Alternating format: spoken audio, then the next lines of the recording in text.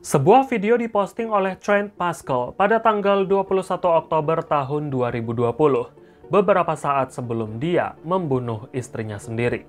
Trent menuduh bahwa semua yang sudah terjadi karena ulah istrinya sendiri, dan memposisikan istrinya sebagai orang yang paling bersalah dalam kasus ini. Trent bertahun-tahun memuji istrinya lewat sosial medianya. Tapi, di balik itu semua, kita akan mendengarkan cerita yang sangat berbeda dari seorang pria kaya yang berusia 48 tahun dengan istrinya yang terbunuh pada usia yang ke-30 tahun.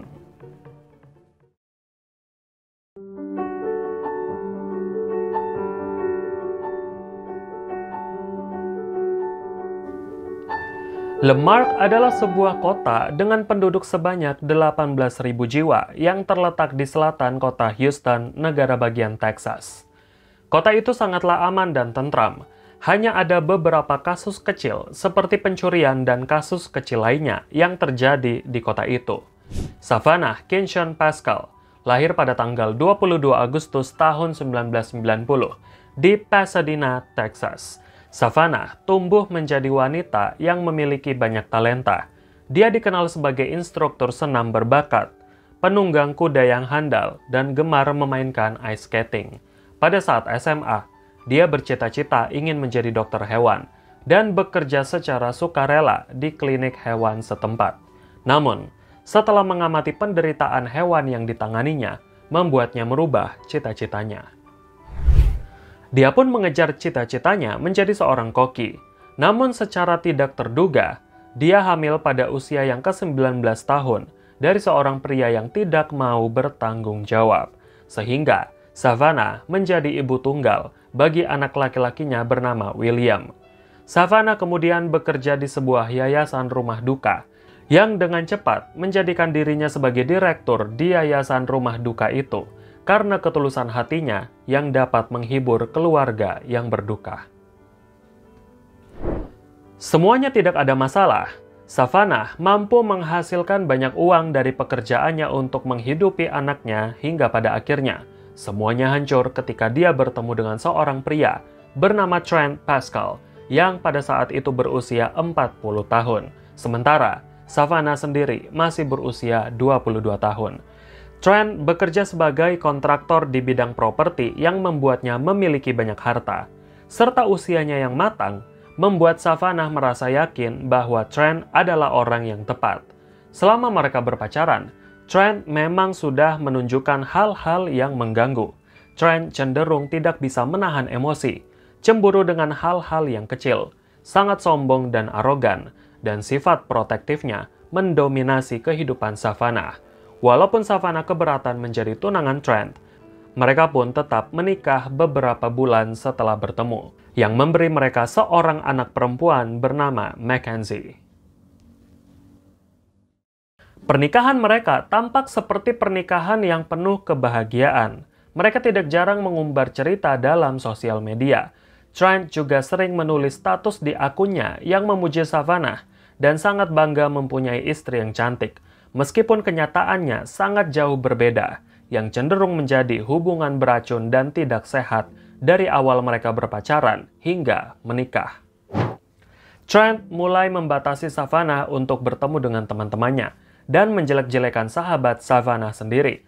Trent juga mendoktrin Savannah bahwa Savannah tidak akan menjadi ibu yang baik kalau memiliki banyak uang, sehingga semua gaji Savannah harus diberikan kepada Trent. Mereka pun tidak memiliki rekening bank karena Trent melarang Savannah menyimpan uang di bank dan Trent yang mengelola keuangan keluarganya. Meskipun Trent sudah mendominasi seluruh kehidupan Savannah, dia masih tidak tenang dengan berpikir bahwa Savannah yang usianya lebih muda 18 tahun pasti akan lari ke pelukan lelaki lain suatu saat nanti. Sehingga Trent akan mengamuk dan menuduh Savannah selingkuh serta sengaja menggoda pria lain jika melihat Savannah berpakaian terbuka, serta melarang Savannah untuk memakai riasan wajah serta aksesoris. Belum lagi, mereka juga bertengkar hebat ketika dia menemukan foto Savannah saat pesta prom night dengan pacar lamanya. Sebenarnya, setiap kali mereka bertengkar, Savannah selalu memilih untuk mundur perlahan dan lebih banyak diam untuk bisa menenangkan suaminya. Sampai setelah pertengkaran, suaminya akan memberikan bunga dan hadiah yang banyak sebagai permohonan maaf kepada Savannah. Savannah juga tidak jarang mengadu kepada ibunya, Shirley, ketika dia bertengkar dengan suaminya. Dan Trent yang mengetahui Savannah mengadu kemudian menelpon mertuanya juga untuk menceritakan versi ceritanya sendiri. Sebenarnya, pertengkaran yang sudah sering terdengar oleh Shirley menjadi peringatan awal, sehingga dia seringkali meminta putrinya untuk meninggalkan suaminya. Namun, Savannah bersikeras bahwa semuanya baik-baik saja, hingga pada akhirnya, kejadian yang tidak pernah dibayangkan oleh Shirley terjadi, di mana dirinya hampir saja terbunuh oleh menantunya sendiri, yang pada akhirnya putrinya tetap menjadi korban keganasan menantunya. Pada musim gugur tahun 2020, pandemi COVID-19 mengganggu bisnis Trent sebagai kontraktor, sehingga Trent kehilangan begitu banyak penawaran kerja. Yang sebelumnya, dia bisa menghasilkan ratusan ribu dolar untuk menghidupi keluarganya. Kali itu, penghasilannya bahkan lebih rendah daripada penghasilan istrinya sebagai direktur yayasan rumah duka. Obsesinya yang mendalam dan hilangnya kendalinya atas kehidupan Savannah semakin memuncak hingga pada bulan Oktober tahun 2020. Savannah yang memang sudah mandiri secara finansial kemudian berkeinginan untuk mengakhiri hubungannya dengan Trent karena riwayat KDRT yang dialaminya. Dan Savannah juga berniat untuk membantu para korban kekerasan rumah tangga yang bernasib sama dengannya, dengan mengumpulkan uang serta berbagai bantuan dari semua pihak, sehingga para korban KDRT itu bisa keluar dari permasalahan mereka. Trent yang semakin merasa terpojok, kemudian menyadap handphone Savannah semalaman dan mendengarkan percakapan telepon Savannah dengan ibunya, yang mana dalam percakapan itu, Savannah berniat untuk menceraikan Trent dan ibunya sangat setuju dengan hal itu. Ibunya juga memperingatkan Savannah untuk tidak berhadapan lagi dengan Trent, namun langsung keluar dari rumah itu secara diam-diam serta mengajukan gugatan cerai di pengadilan.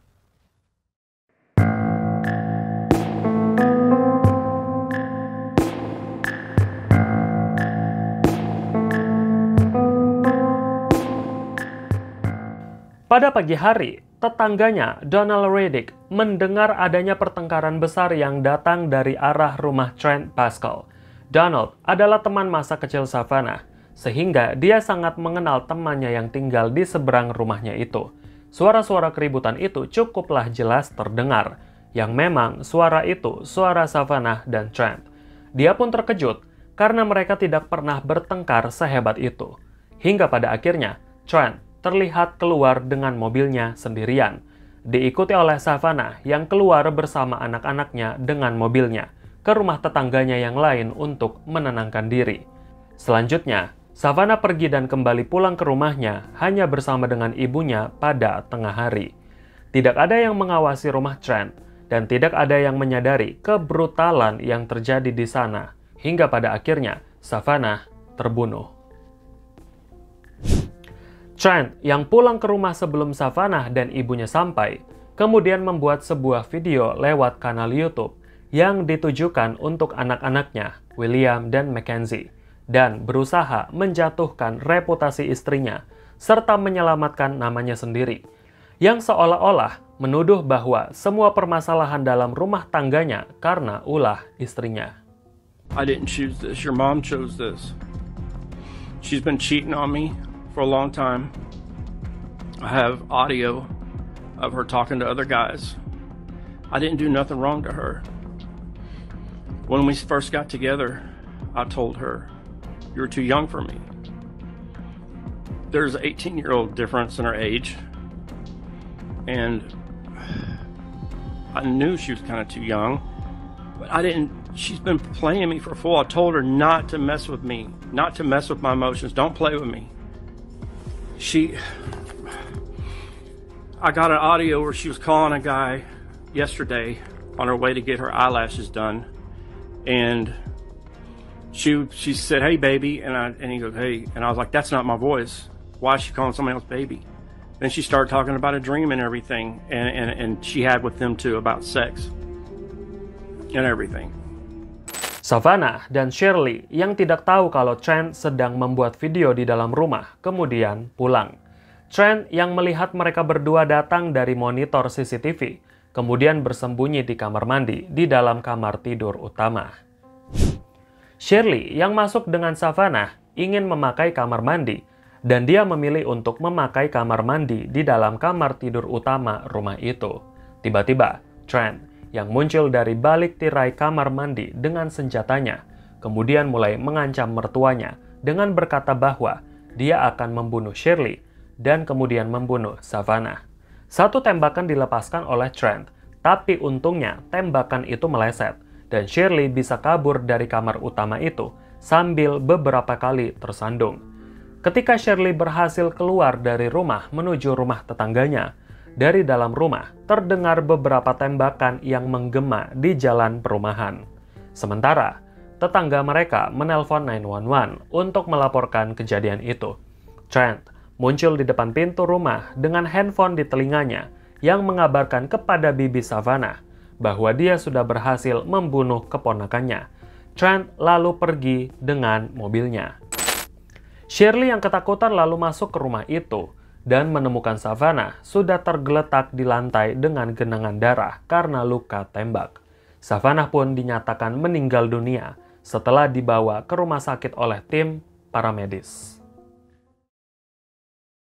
45 menit setelah pembunuhan, polisi yang melacak keberadaan Trent kemudian menemukan mobil Trent terparkir di depan parkiran Walmart, di mana dia sudah dikepung oleh polisi, namun Trent melawan dengan turun dari mobil dan mengarahkan senjatanya ke arah polisi yang akan menangkap. Dia pun harus menerima timah panas dari polisi di bagian kaki dan lengannya sebelum akhirnya bisa ditangkap oleh polisi. Dia kemudian dibawa ke rumah sakit setempat dalam kondisi kritis. Namun pada akhirnya keadaannya stabil. Dari sinilah semuanya menjadi kacau. Setelah menjalani perawatan 6 minggu lamanya, Trent keluar dari rumah sakit dan siap diseret ke pengadilan atas dakwaan pembunuhan kepada istrinya sendiri. Dia pun ditahan di penjara Harris County. Namun, peraturan dalam negara bagian Texas memungkinkan keluarga memberikan jaminan atas terdakwa yang memenuhi syarat pembebasan dengan sejumlah bayaran. Sehingga, keluarga Trent yang memang memiliki banyak uang membayar jaminan pembebasan bersyarat sebesar $450.000 atau sekitar 6,3 miliar rupiah. Trent Pascal dibebaskan secara bersyarat dari penjara dengan anggota keluarganya malam itu juga, dan resmi menjadi tahanan kota dengan sejumlah syarat, yaitu tidak meninggalkan kota, harus berada di dalam rumah ibunya dari jam 6 pagi sampai jam 6 sore, mencekalnya berbelanja di beberapa toko, serta wajib memakai monitor GPS di pergelangan kakinya. Trent menghirup udara bebas dan semakin bebas berjalan-jalan mengelilingi kotanya. Namun, setelah bebas, nyatanya dia melanggar ketentuan perjanjian yang mana dia tidak hadir dalam pengadilannya. Tak lama kemudian, dia melanggar lalu lintas. Untuk yang ketiga kalinya, dia melanggar lagi. Polisi pada saat itu menemukan ada 4 plat nomor yang berbeda yang terdapat di dalam mobilnya untuk digunakan mengelabui polisi lalu lintas. Namun, sudah 3 kali Trent melanggar perjanjian pembebasan bersyarat.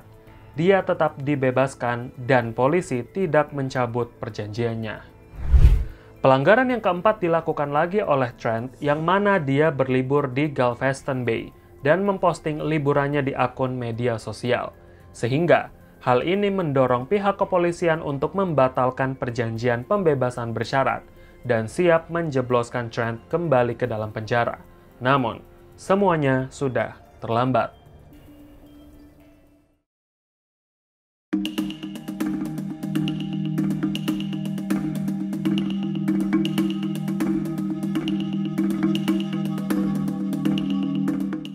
Di pertengahan bulan April tahun 2021, sebuah dealer kecil melapor ke polisi bahwa seorang pria yang sedang melakukan test drive membawa lari mobil yang mereka jual dan menodongkan pisau ke petugas untuk turun ketika mereka sedang mengisi bahan bakar di stasiun pengisian. Namun, pihak dealer tidak mengambil salinan identitas pria itu sebelum test drive. Untungnya, dealer itu memposting foto pencuri itu yang didapatkan dari rekaman CCTV. Wajahnya tersebar ke seluruh media berita lokal, dan warga kota mengenali bahwa dia adalah Trent Pascal. Polisi langsung menggeledah rumah orang tua Trent. Dia tidak ditemukan di sana, dan monitor GPS yang seharusnya terpasang di pergelangan kakinya sudah terlepas. Tanpa monitor dan tanpa plat nomor, dia berhasil melarikan diri hingga berbulan-bulan lamanya. Dan polisi melakukan pencarian besar-besaran serta mengumumkan agar memberikan reward sebesar $110.000 atau sekitar 1,5 miliar bagi siapa saja yang mempunyai informasi terkait keberadaan Trent. Setelah pencarian selama 8 minggu lebih, pada malam tahun baru 2022, polisi menemukan Trent Pascal sedang tertidur di dalam mobil van curian di sebuah hutan taman nasional. Trent yang sudah terkepung pada saat itu langsung menembak dirinya sendiri di depan polisi yang akan menangkapnya. Disinilah akhir dari perjalanan Trent Pascal. Keluarga yang menderita selama pembebasan dan pelarian Trent Pascal harus menerima kekecewaan. Did I want him to be held responsible for his actions? Did I want to look him in the eye and for him to face me again with what he had done? Yes. Am I sorry that he no longer walks on this earth? No. He is no longer a threat to my family or society. And as Andy's said, we don't know who he victimized, how many he victimized. We will continue to honor our daughter's memory by fighting for bond reform and bringing light to a justice system that not only failed us and her children, but so many other victims.